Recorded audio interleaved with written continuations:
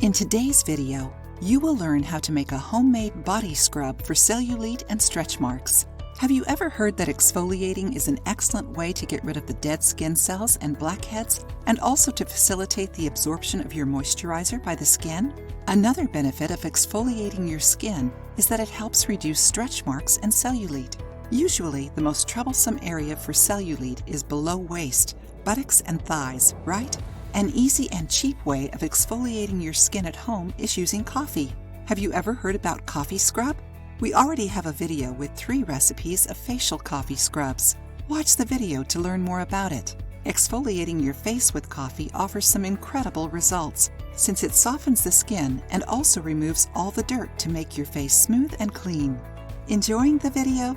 Then give it a like and share it with your friends to help the channel. Write down the ingredients to make your body scrub for stretch marks and cellulite. 1 cup coffee powder, 6 tablespoons coconut oil or extra virgin olive oil, 3 tablespoons sea salt. Mix everything until smooth.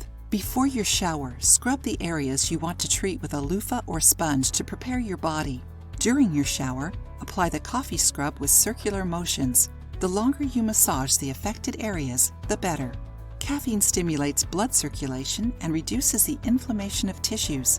The salt grains make an intense exfoliation, and the coconut oil nourishes the skin. Let the scrub act for a few minutes, then rinse the area with cold water. Dry with a soft towel. For better results, exfoliate right after showering, as your pores will be open from the heat, and it allows the coffee scrub to reach deeper layers of your skin. After exfoliating, apply some moisturizing cream to make your skin even softer. You can use your coffee body scrub twice a week. Besides all the benefits we mentioned before, exfoliating your skin improves blood circulation, lessens red stretch marks, and stimulates the growth of new skin cells. Try it and share your experience with us.